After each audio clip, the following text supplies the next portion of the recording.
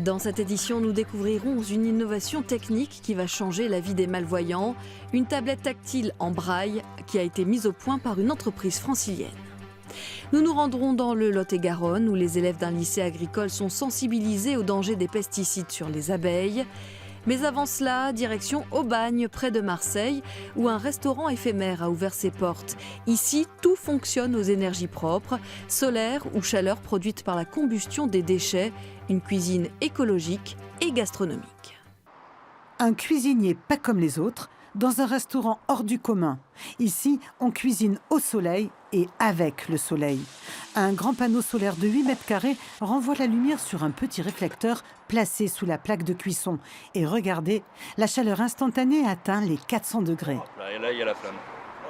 Chaleur vive au centre du piano de cuisine, mais sur les côtés, on peut faire mijoter les plats, idéal pour les bons cuisiniers. C'est une cuisine qui est à destination des professionnels, parce que l'installation est quand même complexe et c'est vraiment pour travailler comme dans un restaurant. Donc oui, les grands chefs, j'espère qu'ils viendront découvrir cet outil et peut-être s'en saisiront. Et pour les jours nuageux, l'ingénieur cuisinier a pensé à d'autres solutions. Lorsqu'il ne fait pas soleil, on a un système d'appoint. C'est une petite unité de méthanisation, on l'appelait Barbara. C'est en fait assez simple, on donne les déchets de la cuisine, les épluchures, les restes de nourriture. Ça va dans un réservoir où il y a des bactéries qui fermentent et produisent du méthane, qui gonfle le petit réservoir à gaz qui est ici. Ensuite, on a un tuyau assez classique qui nous amène sur une petite pompe et un réchaud. Et là, en fait, il suffit d'allumer et on a une flamme. Le restaurant est expérimental. Il est installé à Aubagne jusqu'au 4 décembre et propose des plats savoureux, cuisinés aux énergies nouvelles, histoire de montrer à tous que cette expérience écologique est tout à fait viable. On le sait, les pesticides sont en grande partie responsables de la disparition progressive des abeilles. Un fléau dont le lycée Armand Fallières dans le Lot-et-Garonne a pris conscience.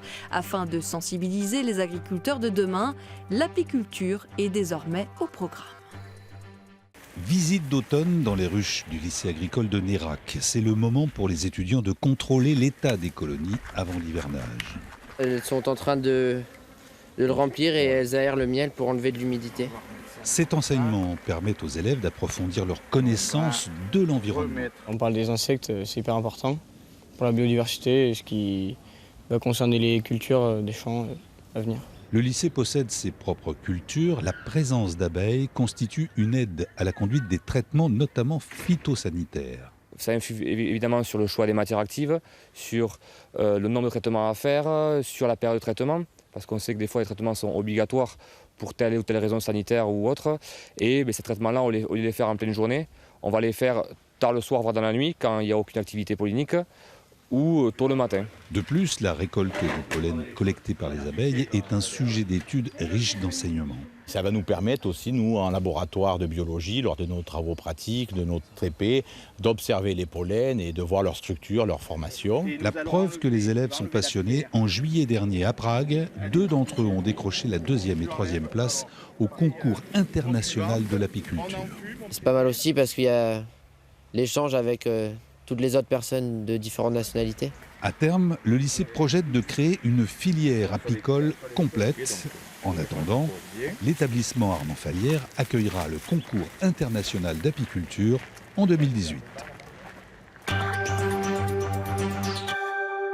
Une première mondiale à présent, une entreprise de la région parisienne vient de mettre au point une tablette tactile en braille, accessible à la fois aux aveugles et aux voyants. Une tablette universelle qui offre aux non-voyants un accès à la connaissance sans précédent. Démarrer bouton. Surfer sur Internet avec sa tablette, une habitude de plus en plus répandue. Mais pour David, aveugle depuis la naissance, il s'agit d'une nouveauté. Une révolution permise par cet appareil, la première tablette tactile en braille au monde. Application en cours d'exécution, barre d'outils. C'est vraiment les vrais fonctionnements comme n'importe qui en fait. Si on va aller sur Facebook ou sur Twitter ou autre, il n'y a aucun problème. Ouais. Bon, après, nous on a quelques gestes qui sont un peu différents bien sûr, parce que nous on a besoin de faire d'autres actions que vous pour aller plus vite. Mais sinon oui, c'est le même principe que pour une personne valide en fait. Tout ce qui s'affiche à l'écran est immédiatement retranscrit par cette réglette en braille.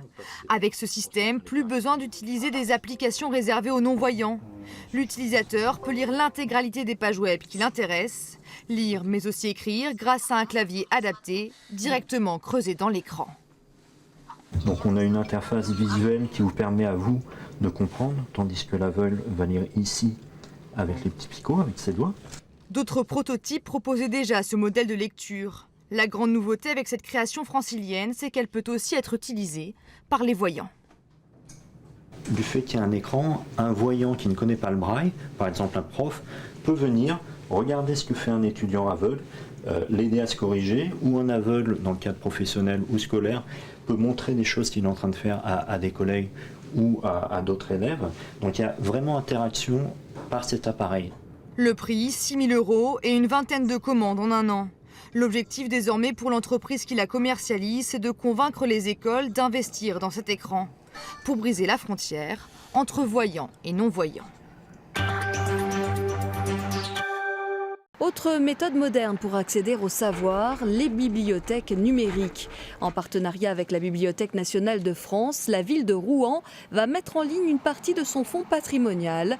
Rotomagus, c'est le nom de la future plateforme, rassemblera 10 000 documents de tout type.